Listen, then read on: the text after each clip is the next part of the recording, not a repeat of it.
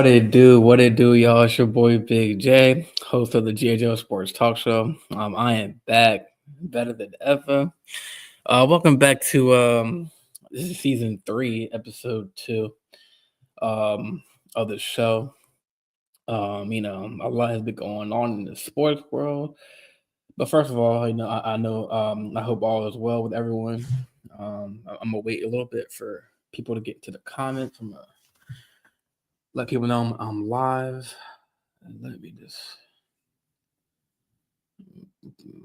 make that post.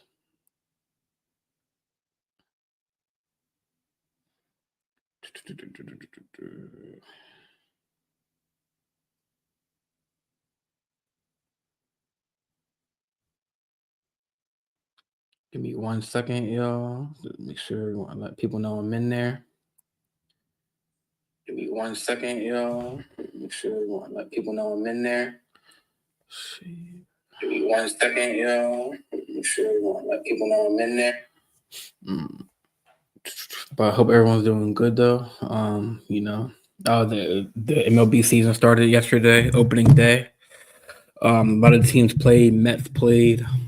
The Yankees won their game against the Milwaukee Brewers. They got a 3-game series with them going on. I think the second game is today. Austin Wells had a walk-off or a lead-off home run. The first catcher to ever do that. That's part of the Yankee the Yankee organization. Let me just share.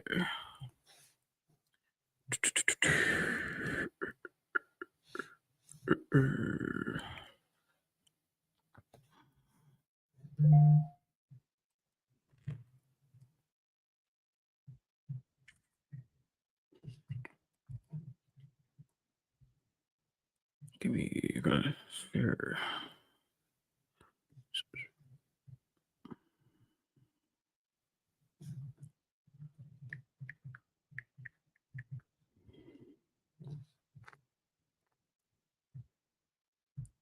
But yeah, let's I know people who've been following sports, especially the NBA, in that category. Have been following the LeBron James and Stephen A. Smith feud? I think it's hilarious how they are just going back and forth. And last night I was actually on just trying to see where this all started, this whole feud with LeBron and Stephen A. So if you don't know who LeBron is probably the best player of all time, behind Michael Jordan, or you can even make a debate. He's probably the best over Jordan. And then you got Stephen A. Smith, a popular ESPN personality who has his show First Take. He's been with several personalities, Max Kellerman, Mad Dog Wednesday, Shannon Sharp now, and then Molly Quirm. And then he has a separate podcast he does on the side called the Stephen A. Smith Show. But Stephen A. has been known to speak his mind. He was from Winston-Salem. That's where he went to school at. That's his alma mater. But he was raised in New York, so he's not afraid to speak out. And prior to this encounter with LeBron the other week, I don't think LeBron and Stephen A. have ever crossed paths as far as this confrontation. I know Stephen A. has previously talked about LeBron obviously, on the sports show. He's debated about him a lot over the past, couple years. But so if y'all haven't seen the video, I think it was March, beginning of March. I think it was a Laker home game, and there was a clip where LeBron got in. I think it was like before the fourth quarter, or I think after the game, where and Stephen A was courtside. LeBron kind of, I mean, whoever took the video, you can't really. It's not close enough to hear the audio, but you can kind of listen to or watch LeBron's mouth of what he's trying to say.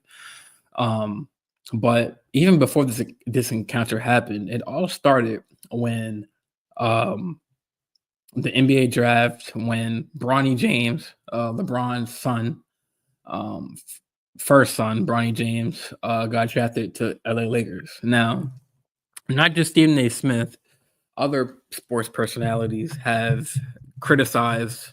I mean, obviously, with being the greatest basketball player of all time, son, there comes with strict criticism. Um, I mean, shortly we're going to see that in college football with Archie Manning, Peyton Manning's son, um, and so being the son of a still current active player takes it's gonna take some heat. So the issue was that a lot of people think that Bronny is not NBA ready yet. He's still young. And then with any person who's drafted that's not really in the first round or like lottery picks, they are expected to go to the G League, which is so what the G League is each NBA team has. It's kind of like baseball. Baseball has the professional teams like the MLB, the major leagues. Then you have AAA, Double A, Single A. Um, basically like the development league. So that's what the G League is. So each team has like an affiliate. Like so, Lakers, their team is the South Bay Lakers. And that's where Bronny plays. So I think only on away games, JJ Redick has him playing those games. And then home games he plays, which I feel like he should stay in one. Like I think Redick should have Bronny play in one league. Obviously, NBA is there's players. The speed of the game is not the same as in the G League, but so a lot of people, not just Stephen A lot of people across the sports realm were thinking, it's LeBron's son. That's why he got drafted so early at pick 55. They think that other players should have been worthy of that spot, but since it's LeBron's son, he got drafted. Which I think that even from the jump when Bronny got drafted, I personally thought that Bronny, because obviously he had that heart issue that at USC, so we didn't really see him play because he missed the whole season due to that the incident. But even I think that Bronny, he's still young, yes. Um, can he be a superstar? Can he be a star in the league in the future? Yes. And we've seen flashes of him, on the court with LeBron, and we've seen I think he had like 17 points against the Bucks the other night. So clearly we've seen him, um, do good, and then he bounces back from the NBA games to the G League games, and which is as you get more, that's what anything you do, like more practice is like more reps, more like you get better. So last night I was looking at an article, kind of seeing where this feud is coming from. It was from NBC News. Was written by Rohan Nandakandi. This was written or published on March 27, 2025. So I'm gonna read a little bit of how this all started with Stephen A. and LeBron James. And I mean, before I even read this, I had a feeling that if it wasn't this year coming up or like before LeBron retires, I mean, Stephen A. and LeBron had to have cross paths. I mean, they never did a show together. They never did a podcast together. I don't think LeBron has ever interviewed him like after games. So this is the very first ever encounter with LeBron and Stephen A. So let me pull that article up for y'all. Actually, let me read a little bit of it. Let me pull that up for y'all. Let me see. Share screen.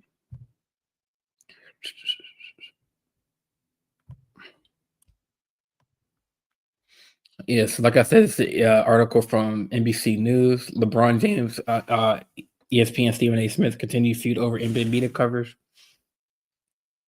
So, verbatim from Rohan, the artist. Los Angeles Lakers star LeBron James and ESPN commentator Stephen A. Smith escalated their war of words that began earlier this month when James confronted Smith during a Lakers game over Smith's coverage of his son. James, appearing on ESPN's The Pat McAfee Show, which was the other day, criticized Smith for making it personal attacks as opposed to discussing on-court play when talking about the NBA, and also accused him for exploiting their conversation for personal gain. So there's several layers to this whole feud. The back and forth began on March 6th when James sought out Smith for an animated conversation before the fourth quarter of the Los Angeles Lakers win over the Knicks, with both sides since confirming the conversation centered on Smith's coverage of James' son, Bronny James, whom Lakers drafted with the 55th pick last June. So like I said, like how the article is saying right now, Smith, he has been highly critical of Bronny James. I mean, I don't think he ever disrespected Bronny James, and I don't think he said he's a bad player. I think over the time he said that, he's just not yet developed to be an NBA star. And the article says Smith had been critical, and this article does a beautiful job of like illustrating the back and forth between LeBron and Stephen A. and breaking down the layers and layers of this confrontation. Smith had been critical of Bronny James earlier this season, saying in late January that the younger James belonged in the developmental league, the G League, and not the NBA. And I quote LeBron. Oh no, Stephen A. said, "I am pleading with LeBron James as a father. Stop this." On First Take, we all know that LeBron James is the NBA is in it because of his dad. And then the article later says that LeBron James hinted at his frustration with the media in late February, criticizing talking heads such as Smith when asked about a question about who should be the face of the league. And then LeBron said after that, I think on February 28th, why do you want to be the face of the league when all the people that cover our game and talk about our game on a day-to-day basis crap on everybody? James told reporters. A few days later, James would confront Smith in person. If y'all want to, I think the video is all over social media of LeBron confronting Smith. A few days later, James would confront Stephen A. Smith in action. Smith, who discussed the conversation on several platforms, would describe that as a week. That's what Stephen A. Smith says it was a week. Then on Wednesday, which was a couple of days ago, he joined the Pat McAfee Show, which Pat McAfee is a part of ESPN. Talks about a lot of sports, and he dives in. He brings on guests to his show, and he brought in probably the most biggest guest of all time, LeBron James, onto the show. James said Smith used the in-person confrontation for more intention, claiming the ESPNer was on a Taylor Swift tour run of discussing the incident. So, and I quote this from LeBron James, what he said, he completely missed the whole point. The whole point, James said of Smith.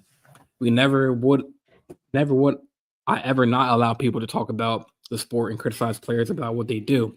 That's their job, to criticize or to be in a position where if the guy's not performing, that's all part of the game. But when you take it and get personal with it, it's my job not to only protect my damn household, but protect the players. So let me just break down that paragraph. So, I mean, I was at work when the live show happened, but watching the highlights of what he said, I mean, LeBron didn't say anything really disrespectful in that paragraph or that quote. What he was saying was that,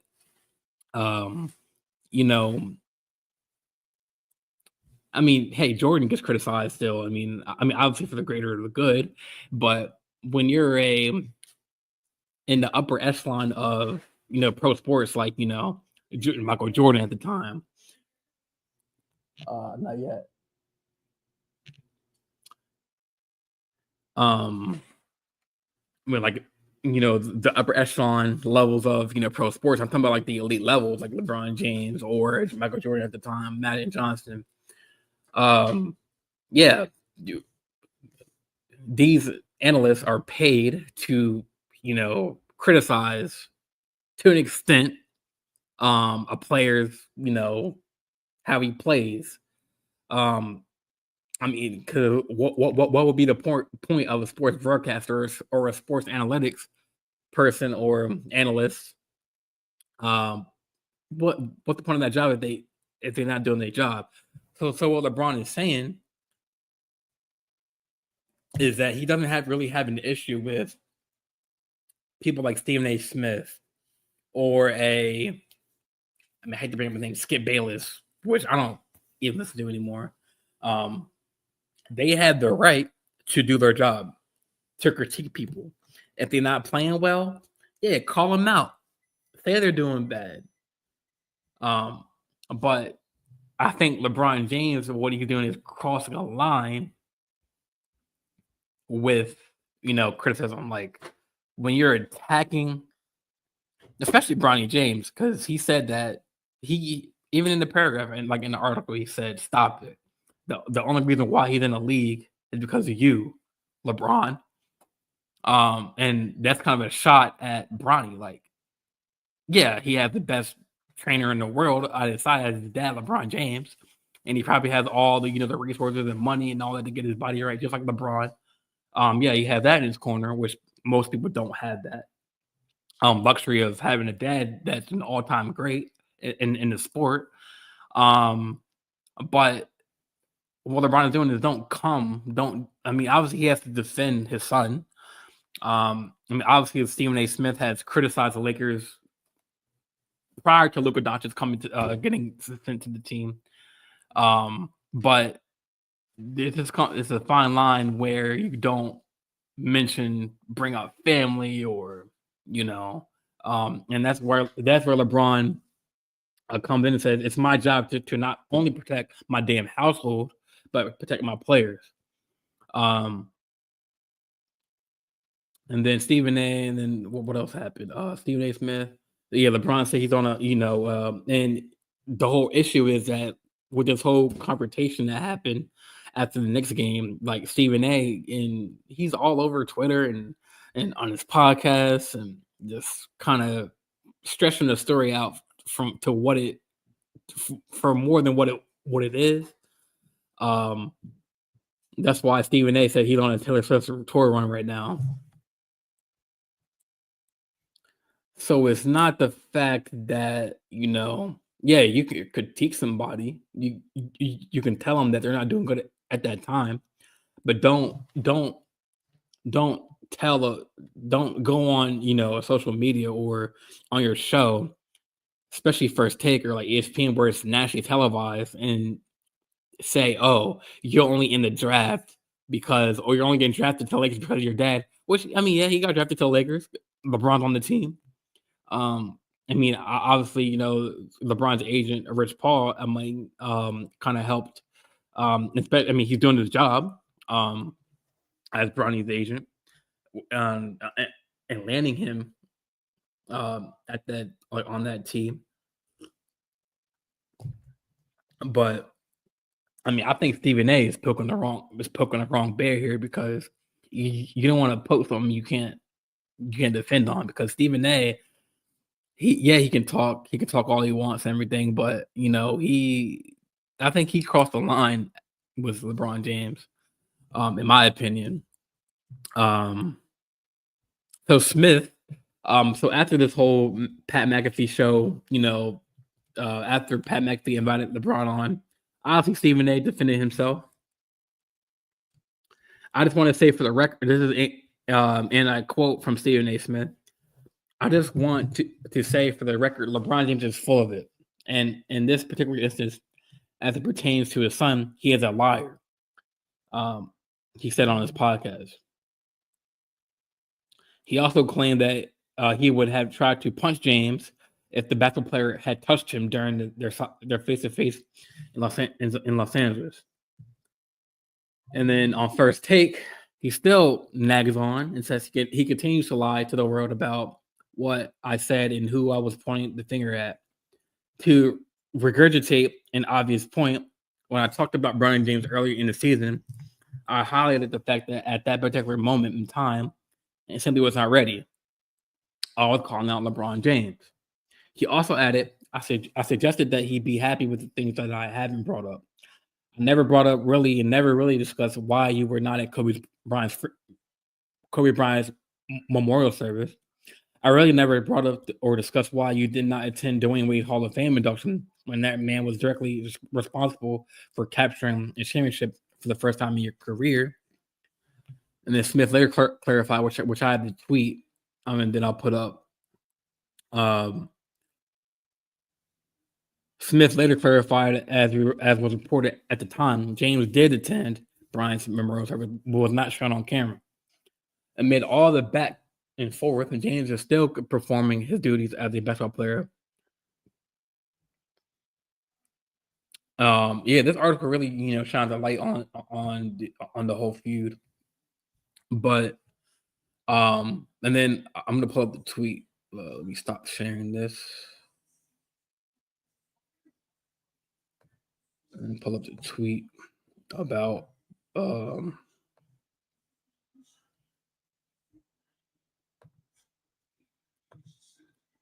this was posted on March 27th, yesterday. Backtracking his statement made about LeBron not being at Kobe's service. My apologies and clarification. I misspoke an hour and one of First Take today when I intimated that LeBron did not attend Kobe Bryant's memorial. I corrected myself in hour two when I acknowledged he was indeed in attendance. My mistake. Should not have been broached that subject. It was not my main point. Retract nothing else that I said. Have a nice day. I mean, man, Stephen A., my brother, you a grown man, bro. You said what you had to say. The thing happened. The confrontation happened. Let it go, man. There's no need to just go back and forth with a dead horse, man. Like, just let it go, man. And then I feel like he's like a little kid. Like, I feel like a situation where how a kid gets caught, and then he gets caught, and then he has to defend himself, and he's all in his feelings. This is what Stephen A. Smith's doing, man. He's saying lies, saying that LeBron wasn't at Kobe's service when he was, just saying like irrelevant stuff about LeBron and everything. Just let it go, man. Just let it go. LeBron's down in the league. He's still producing good numbers. He's a good player. Just, there's a certain point in time where you just have to let things go and let things die out. Because LeBron, clearly he ain't happy right now. Like, he don't, shoot. Like I said, like they never really had an encounter before this whole, LeBron's, facing Stephen A. After the Knicks game. That's like their first ever encounter ever that I've seen in person. And then like going on your podcast and saying that it's he would have laid hand on the end, like I would have punched him. Like, come on, Stephen A. Like, you a grown ass man, brother. Like, let it go, man. Let it go. But it's okay to, but like going back to LeBron's point, like I don't have any problem with Stephen A. Like, like criticizing the Lakers or even LeBron or Bronny to an extent.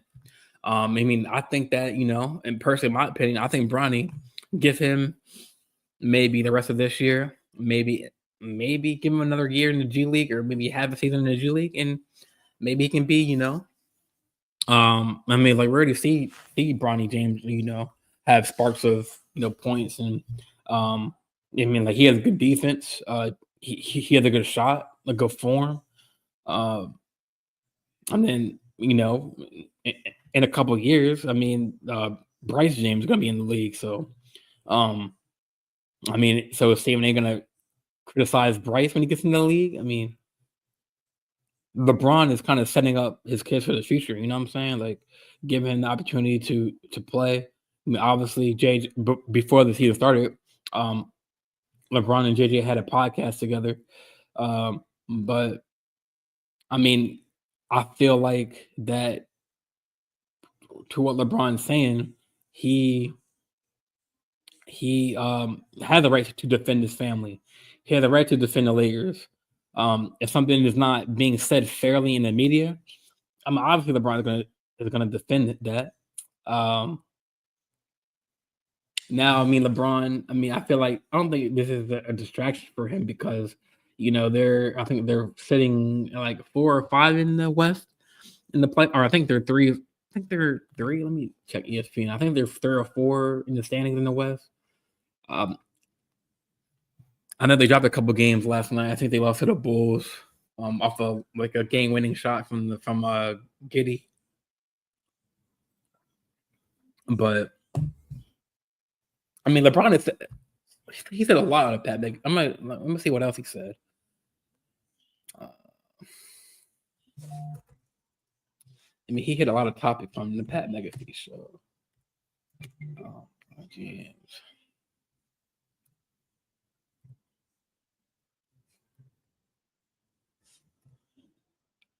Let me see.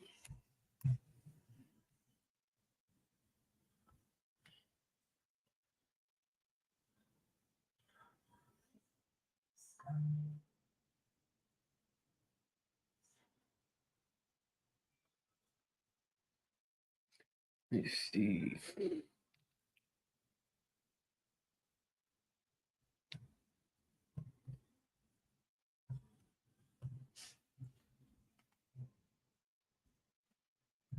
But if y'all are watching, if y'all have any comments, let me know. Like any comments about the Stephen A. Smith LeBron encounter. Let me know if y'all have any like any comments about that.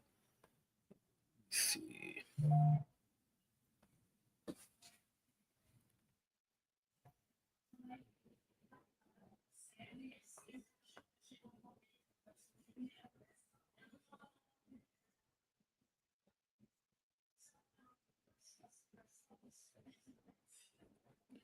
Trying to find like a transcript of what he said.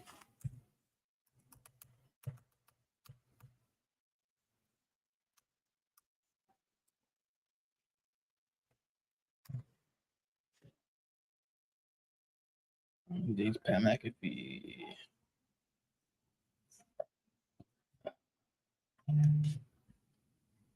Oh, LeBron needs a beer in the bath. Perfect. This is the article. This is a CBS Sports article.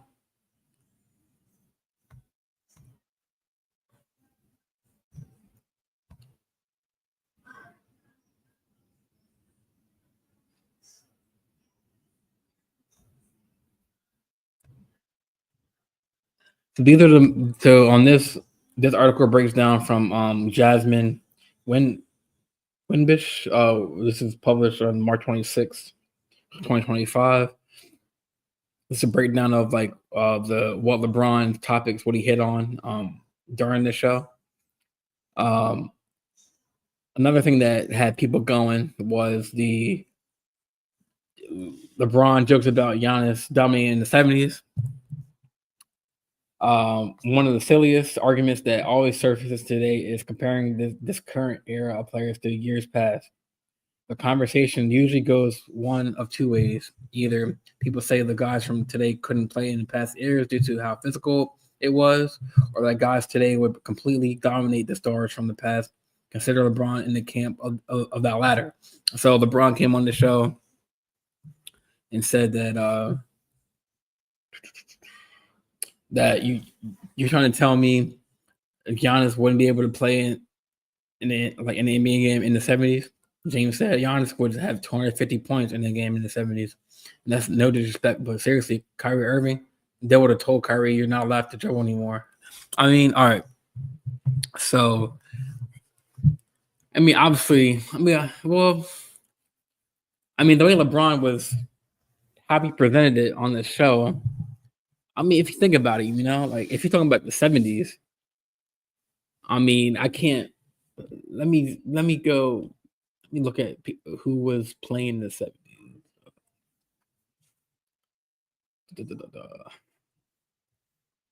Let me just go Google Chrome.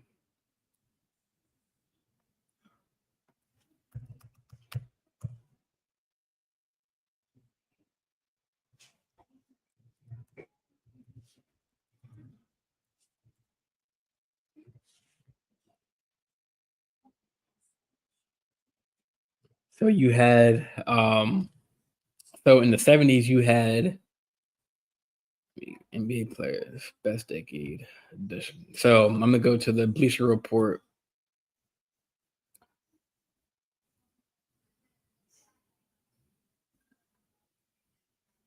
So if you're talking about players from the 70s, we talking about Wes Unseld. He was a 6'7" big man. John Havlicek,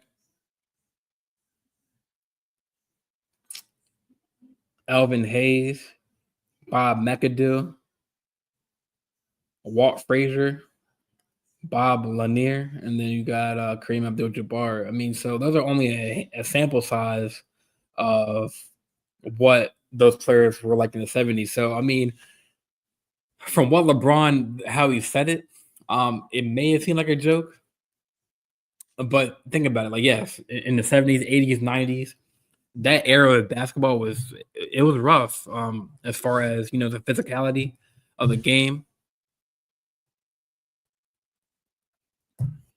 where, if you can check people like without it being a foul. But I mean, clearly the game has changed over time as far as skill. It's still physical to an extent, but I mean, maybe he's talking about the 250 points that Giannis will put up. Because obviously we all know Wilt Chamberlain was the one who put up 100 points in the game. But I mean, I feel like, Giannis, I mean, this current Giannis, I would have to agree with LeBron. Giannis, I mean, but then again, like this whole statement, it's like it's just a fantasy because I mean, obviously, the 70s are over. We're in like the 21st century, so we'll never see these players play. But I mean, I feel like Giannis could hold his own. These select few players that I listed, that I said, Bob Lanier, Kareem Abdul-Jabbar, and I'm not saying these people are trash at all. I'm just saying that like these are favorable matchups that Giannis could take. I mean, 6'7" big. I mean, the average big now is like what in the current NBA is like what 6'11", 7 foot and up. At the time, was Unseld or no? Oh wait, then you got some other ones. Chet. So at 10, you got Chet Walker. It was 6'6" guard forward. Bob Dandridge, like he was 6'6" guard, combo guard. Dave Cohen's 6'9" big man. I mean, you're telling me Giannis can't back down a 6'9" big man? Like, come on now. Then you got Wes Unseld, was a career Bullet, winning the NBA championship with the Washington Bullets. In '78, he was awarded the Finals MVP for his performance.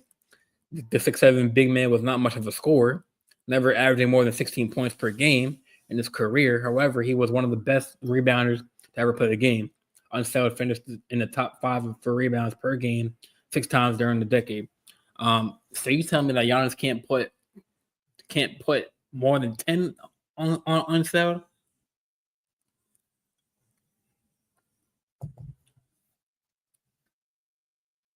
Then you have John Havlicek. He was a 6'5" guard forward for the Celtics during most of the 60s and 70s. Helping him to win 8 NBA championships during his career. During the 70s, Havlicek was one of the most dangerous scorers in the game. He averaged between 23 and 29 points per game.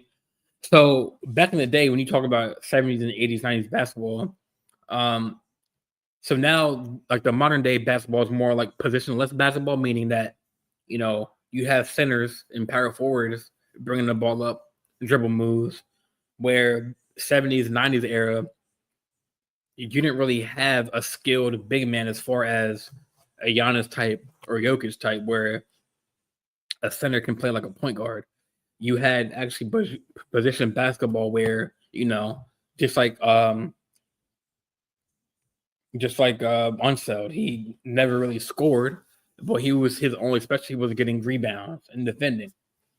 Kind of like the modern day Draymond Green. He can score a little bit, but he was more known for passing the ball, getting rebounds, and defending. So, I mean, with that debate with the whole Giannis, can he play well in the 70s or 80s? It's kind of hard because are we talking about Giannis playing in that era with those roles, with that physicality, or are we mixing the new modern day NBA style with the 70s, where if I touch you with a finger, it's a foul. So I mean that's another question. But if we're just basing off the pure 70s, 80s physicality, I mean I think Giannis could fare well.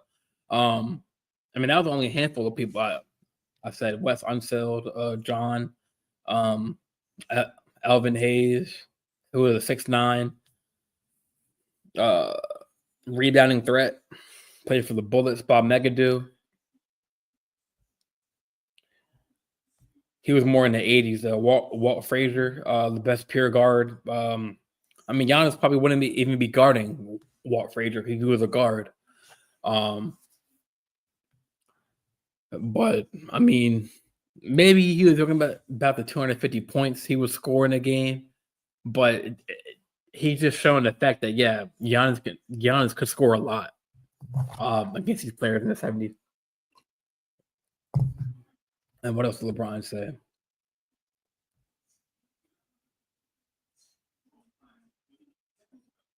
And then LeBron, of course, he said that I would be able to play in any era. If you hear some of those older guys like LeBron James couldn't play in this era. And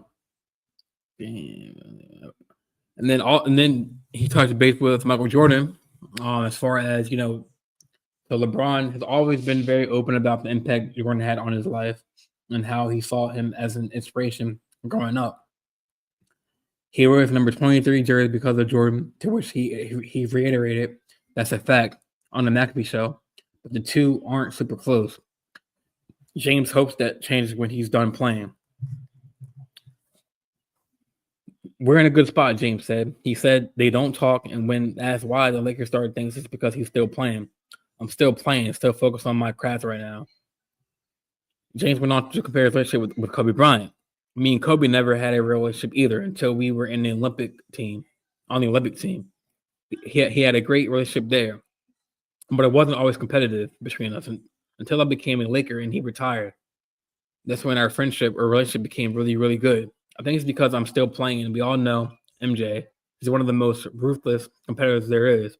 Until I'm done, and he doesn't have to look at me run up and down wearing the number 23. And every time my name is mentioned with his, he's like, I don't want to even talk to you. And then he touched base on being the face of the league. James was talked about this recently as he emphasized with Timberwolves young star Anthony Edwards, who dismissed the idea of being the next face of the league. Why do you want to be the face of the league when all the people that cover our game and talk about our game on a day-to-day basis shit on us every day? to have that responsibility is just weird. It's weird energy. On Wednesday, James talked about the topic more and now or in how that responsibility was placed on him. I never had that notion. This is, and I quote from LeBron James on the Pat McAfee show. I never had the notion that I was the face of the league, but I did know there was a high responsibility put on me to carry the league in a certain fashion. I wanted to handle the responsibility of showing a face of the league of a modern citizen being a role model. We have guys who didn't want to be a role model in the sport. They don't want to appreciate the game or commit to the game. I felt like I had an opportunity to not only play the game that I love, but also I wanted fans to follow me. I wanted people to follow my journey. What came out of that was me being the face of the league. What other points are you talking about? I think that's.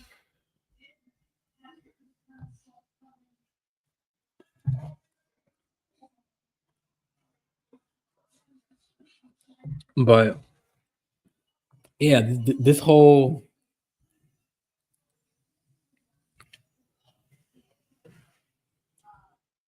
yeah, I mean, like LeBron said a lot on the Pat McAfee show. And then like if y'all haven't tuned in, if y'all haven't tuned into that to the show, I definitely recommend tuning in on that. He said a lot about like Jordan, the Stephen A. feud, and then he brought up the analyst Brian Windhorst. So apparently, I mean, they kind of Brian has been a big supporter of LeBron, has covered him, but LeBron said that they not friends. And let me look into that because I know he said something about Brian.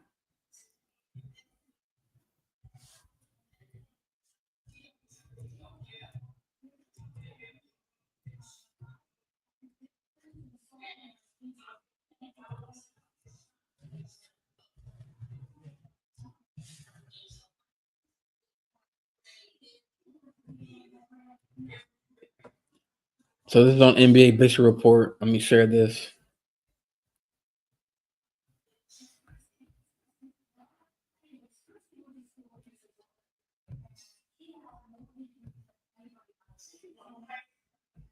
Let me stop sharing this real quick. Stop screen.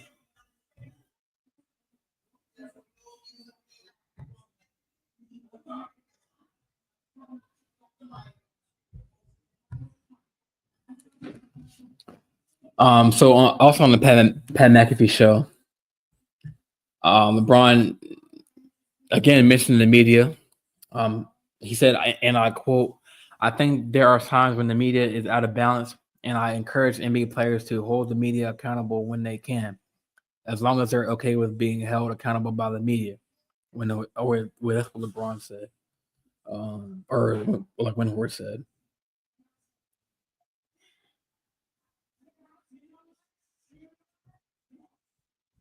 No, my bad. That was when Hort's response. My bad. Let me save that.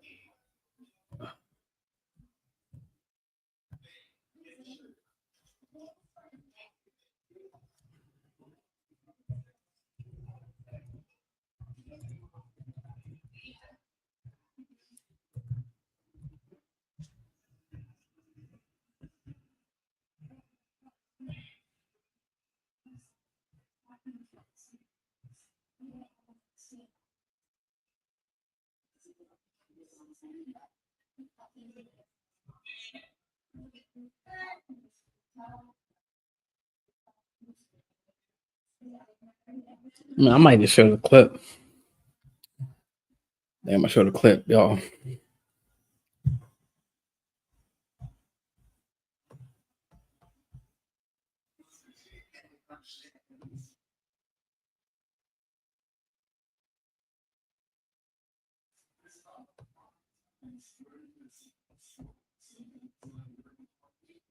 Better show the clip, y'all. Hold up.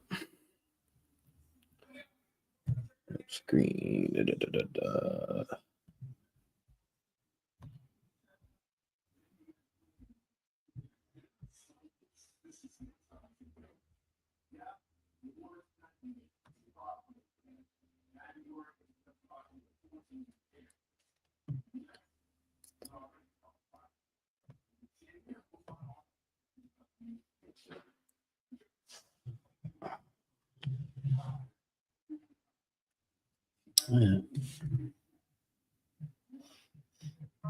Let me reload the page real quick. See a lot of shit too. Like I seen Brian Windhurst on one of these shows not too long ago. Like Wendy. Yeah, you played over high school. Wendy, you guys played together in high school. Yeah, right? He was on your high school this team. guy was like, says he's like my fucking best friend. These guys are just weird. But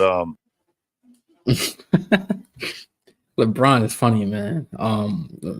Let me see the clip. Let me show y'all a clip of him on the Brian when there was or on Pat McAfee talking about Stephen A. Because this whole feud is this.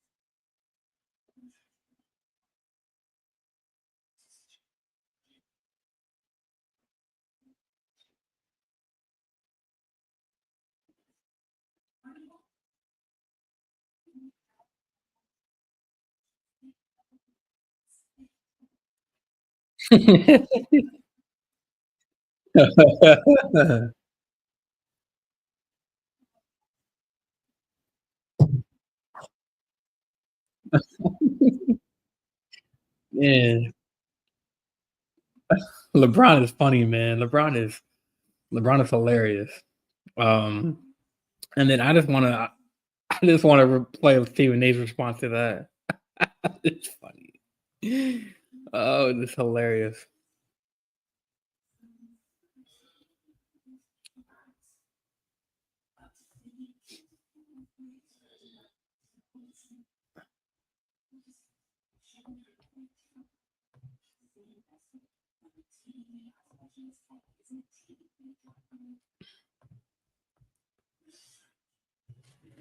One second, y'all. I'm gonna pull that up real quick for y'all.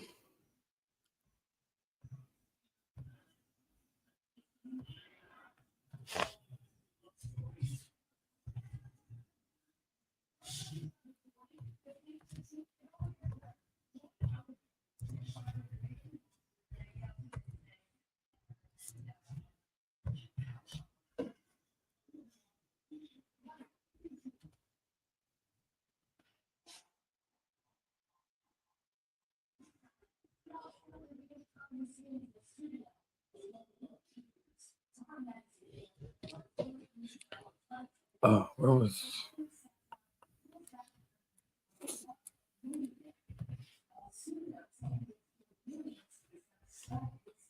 You stop sharing this real quick, man.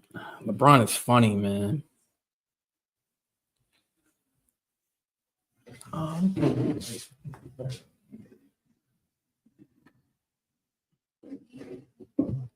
There we go.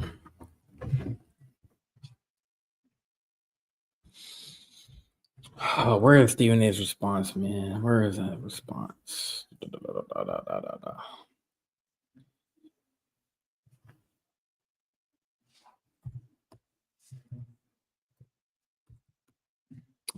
know what?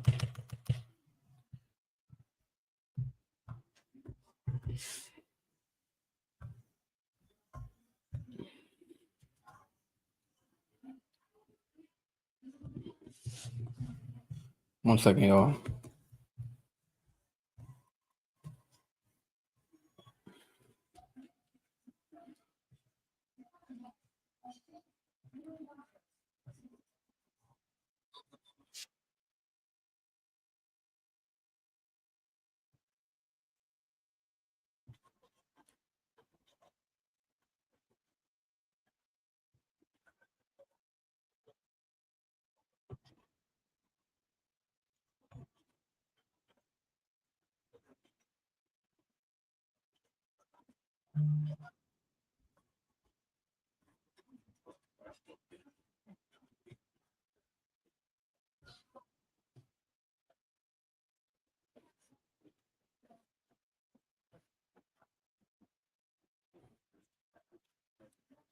All right, let me see. All right, this is perfect timing. Right here, bosses. You over the digital airways of YouTube and, of course, iHeartRadio. As always, I'd like to take a moment to thank my subscribers and followers over the last 23 months or so. Millions of downloads courtesy of iHeartRadio, not to mention 1.15 million subscribers we've accumulated over that same period of time as well. Can't thank y'all for the love and support enough. I truly appreciate it. I wouldn't be. They've been brewing for a long time. He's like on a Taylor Swift tour run right now. Oh yeah, we're watching it. Yep. We're all seeing it. Oh yeah, we're all. You're seeing it as well. He literally. It started off with, I didn't want to address it. Yeah, sure. I didn't want to address it. I wasn't going to address it, but since the video came out, I feel the need to address it. But when you take it and you get personal with it, I hope at some point you two do get a chance. But you're right. Dude, relax, bro. Relax. Tidy Whitey's comment was funny because I don't wear tidy Whiteys. Let you figure out why that is. But moving on from that particular subject, I don't happen to consider anything that LeBron has said a laughing matter. So y'all wanted me to be serious, I'll be serious. And I know there's some people out there that's going to be like, oh, I'm milking the story for all it's worth. Well, I've been winning in television for quite some time. I don't need an incident like this to talk about LeBron, and I don't need an incident like this to get ratings. LeBron gives us plenty of ammunition to talk about him, both good and bad. So let's get that out the way first. Let's also get out the way that major props to Pat McAfee for getting that interview. There's a lot of people that's been texting me, and he's a teammate. He's on ESPN. Why would he do that? Please, y'all, be quiet. Pat McAfee did nothing wrong. Pat McAfee did his job. Pat McAfee has a show that airs on ESPN. You have an opportunity to get LeBron James. You take him. I don't give a damn who you are. This is one of the greatest players in the history of basketball. You get him. If you have an opportunity to get him, you get him. And I didn't think that Pat McAfee disrespected me or did me wrong in any way. He did his job, and I got no problems with it. My issue is with LeBron James. And I just want to say for the record, LeBron James is full of it. And in this particular instance, as it pertains to his son, he is a liar. And he went on national television today and he lied again. You see, when he approached me while I was sitting courtside at that game against the New York Knicks, when he rolled up on me, I didn't know he was going to roll up on me. LeBron, I had no idea. Yeah. But when he said what he had to say, I was in no position to give any kind of retort without making a scene. It was during the third quarter. It was fresh out of a timeout. It was him walking to the basketball court. It was on national television. The cameras were rolling. Oh man, this whole thing is this whole thing is like, because I'm a Laker fan, I'm a LeBron fan as well, and I like Stephen A. Smith. It reminds me of like the whole Kendrick Lamar like Drake beef. Like, you like both artists, but when they feud, you hate one or the other. And like Stephen A. is just, sometimes I feel like he stretches, and he just said he doesn't need to feel the need to stretch it out for like views or like popularity. But like, I mean, the way he's still nagging on Twitter and making posts and just, I mean, LeBron said what he had to say. I mean, yeah, Stephen A can come back and fire it back, but it's like there's no point of just dragging it out. But this whole thing where he said like LeBron is like oh, he's gonna be happy and all this and whitey tighties, like Stephen A was like I don't wear whitey tighties. It was hilarious. This whole feud is like this. It's what the sports world needs right now. Like this whole feud. Let me keep on playing a little bit of it, man. And had I done something, what do y'all want me to do? You want me to act? You want this to be a reincarnation of Chris Rock and Will Smith? And let me state for the record that while we bring up that, let me assure you, it wouldn't have gone down like that. I would have gotten my ass kicked because had that man put his hands on me, I would have immediately swung on him. Immediately. That I'm not going to tolerate. But I knew he wasn't going to do something like that. There was no fear in my mind about it. It was shock. Because as I have repeatedly stated, I was not talking about his son. I was talking about him. And whether it's the video that you saw him a couple of days later after that incident when he was talking to Richard Jefferson, my colleague at ESPN, before an ABC game in Boston when it got blown out that night by the Celtics. Or in the aftermath of it, including Pat McAfee's show, when he talked about me getting personal and taking it beyond basketball, I'm getting to a point where I'm getting very annoyed at people who cover the game of basketball, who cover professional sports, pundits out there, including him, his inner circle, his family members, and everybody else included. When are y'all going to ask him or hold him accountable for the truth? I have not been talking about Bronny James. I have not, as LeBron James accused me of doing to my face, been shitting on his son. I clapped back at D Wade and Melo, two brothers I love dearly, when they were talking about this, even though 99% of the stuff they said was right. It was not clapping back at his son. Your second round pick, 55th overall. There's been plenty of second round picks that have to work their way up through the ranks before getting to the pro level. Me pointing that out about his son and talking about how his son has been pushed to the forefront, thereby put in a line of fire for folks in the media to come at him, is not denigrating his son. It's simply highlighting what we all knew, which is that he's not ready yet.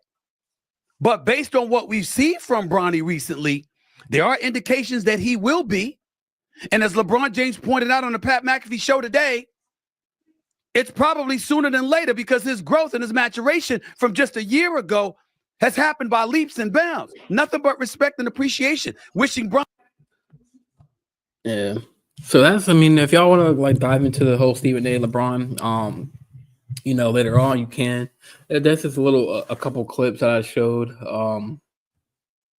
you know, of, you know, the feud and everything. And then let me and then before I end the show, I'm gonna do a an NFL or NBA grid. What is this one?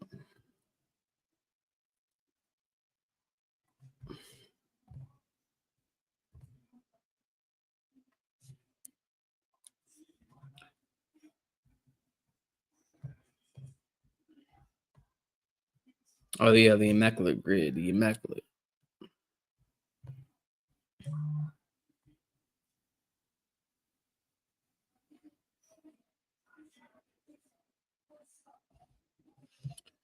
All right, it's gonna be a hard one. Let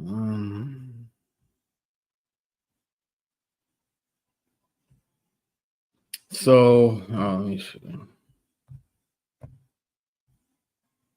me pull this up for y'all.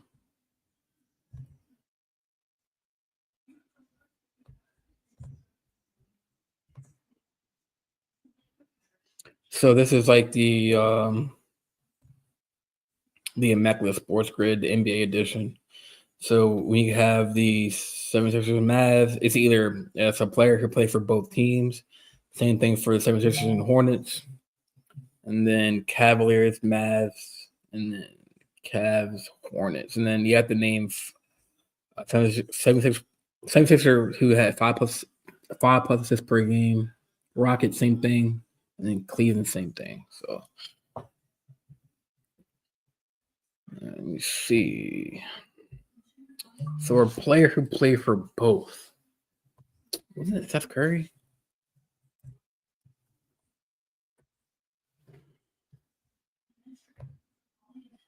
That's 15%.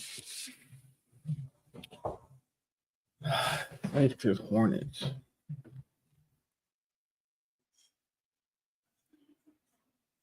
Oh, Kelly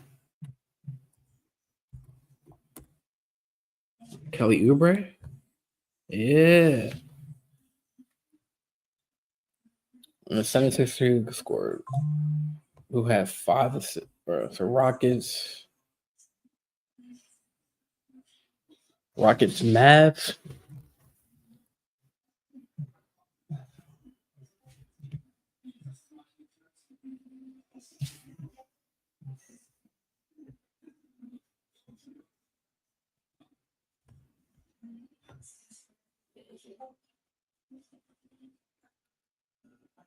Rockets, Mavs.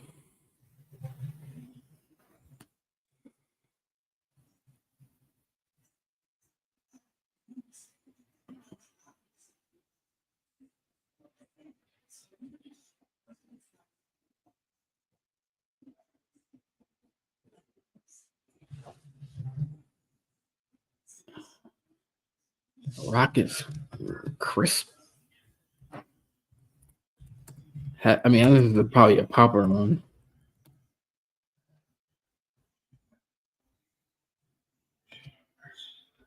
What?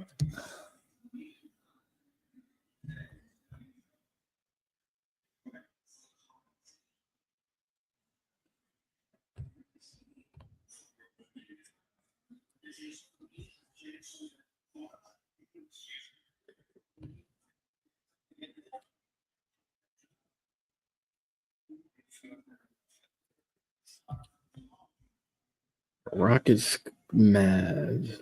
All right.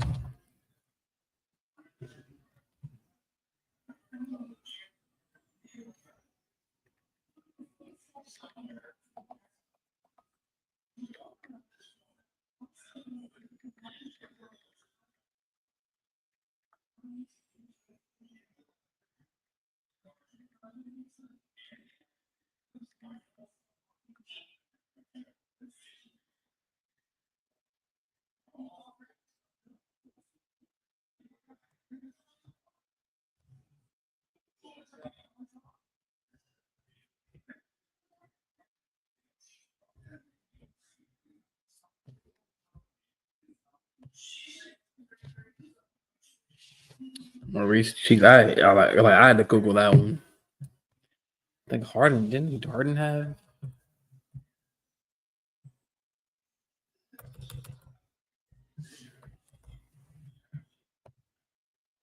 That's a high one.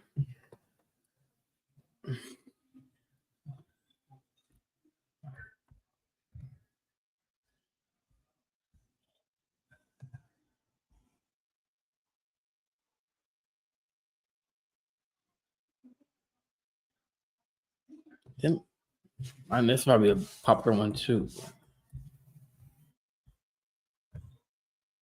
44%, yeah. No brainer.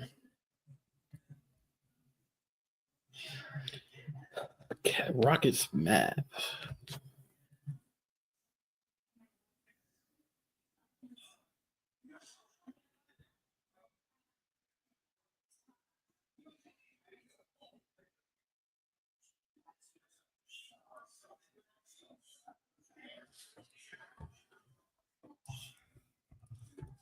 I thought he played for the Rockets and Mavs.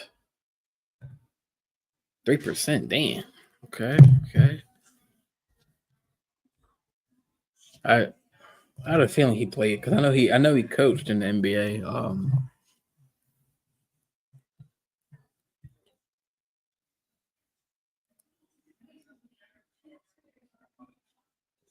Rockets, Hornets, who played?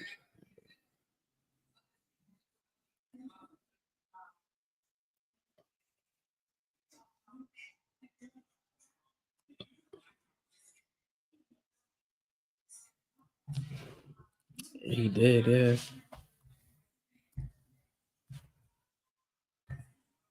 Wow. Oh, that's it.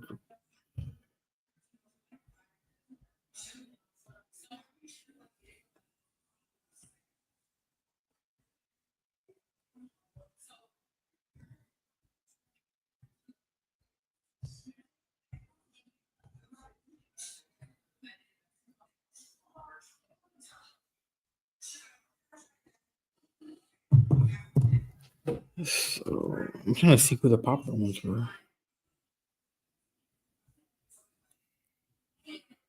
Because you said they show a board.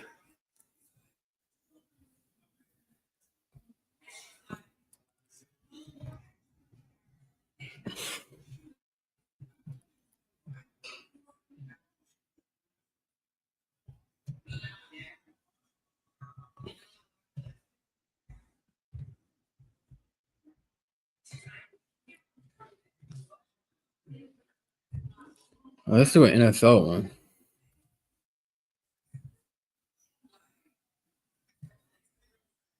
So same thing for the basketball for NFL. So it'll be a player who played for both the Rams and the Vikings, Rams and Patriots, Packers and Vikings, Browns and Vikings, Rams, Patriots who play for both, Packers, Patriots, and then Browns, Patriots, and who from LA had 1,000+ rushing yards season, Green Bay, 1,000, and then Browns. And then the point of the game is the lowest percentage gives you the highest score. So let's see.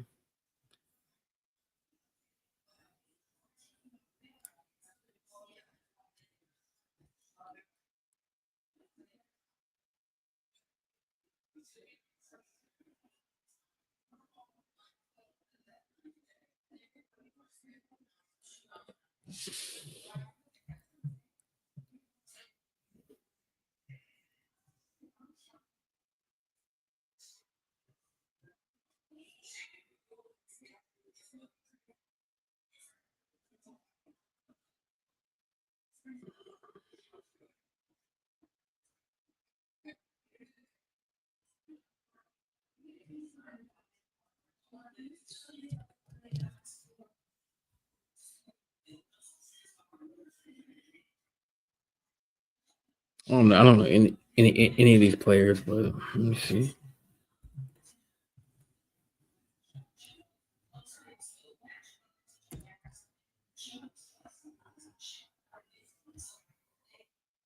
%. Wow.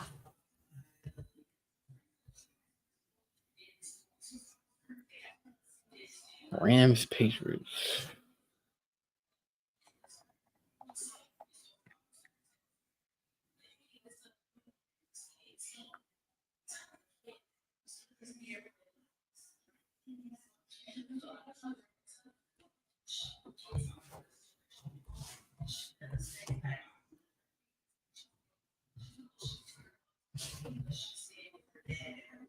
.6%. I ain't gonna lie. I'm googling these the first couple. 0.6%.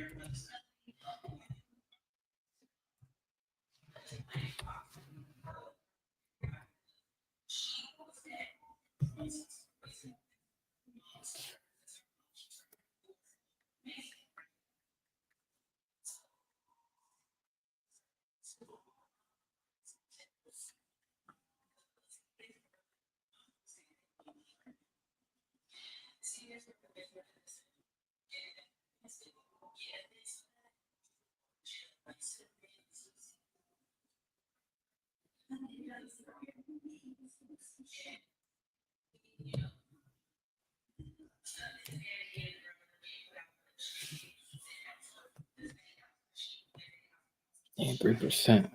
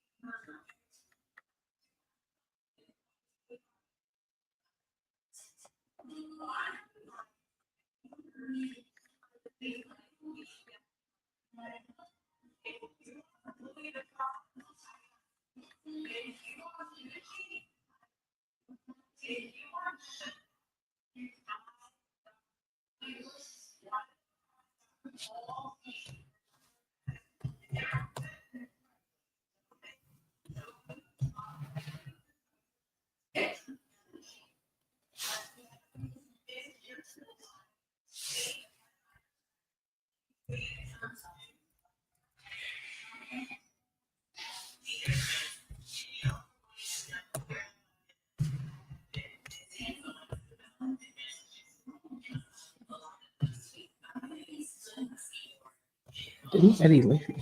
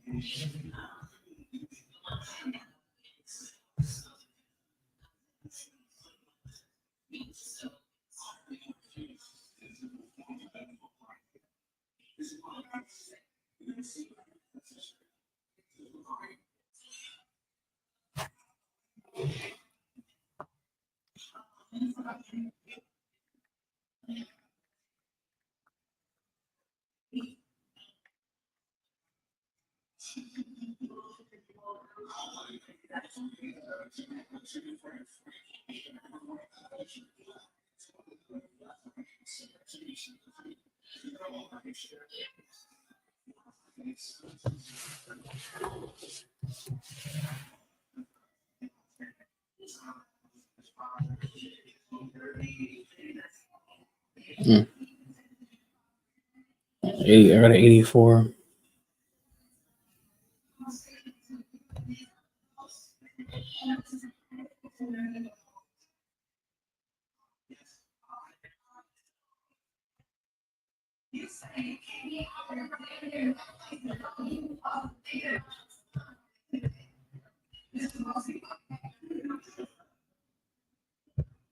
All right, y'all. So I just did the method score or a method grid for the NBA and NFL. Yeah, but that concludes our show. That concludes the show for the day. If you haven't, subscribed to the channel, definitely do. I do have my podcast merch up, and I'll drop that link in the comments. Let me see. Did it do?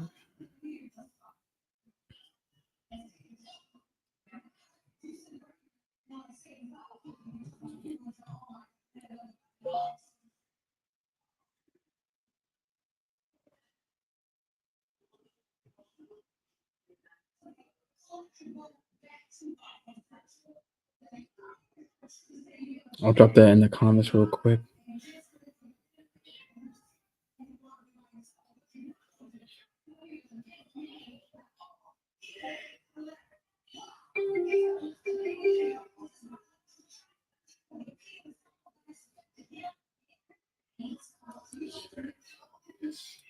I just posted that link to my podcast merch site, so we can order some shirts, some coffee mugs, some aluminum water bottles.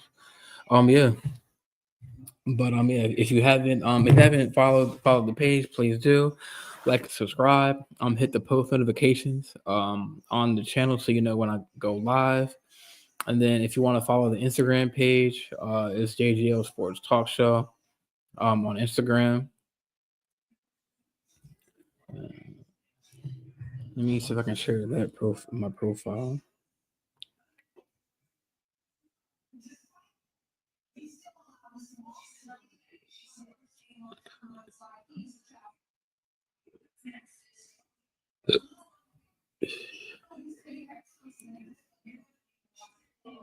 I'm gonna post my pod.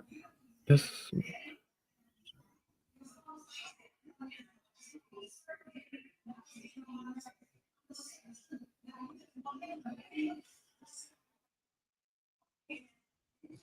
Hold on.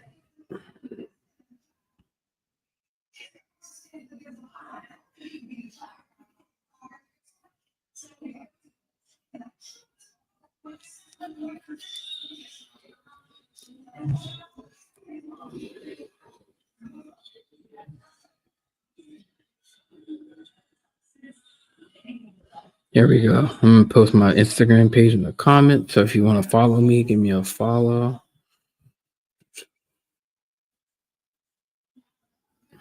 All right. Yeah, but that concludes today's show. Thanks for tuning in. And I'll be back in a couple of days. All right, y'all. Or have a good one.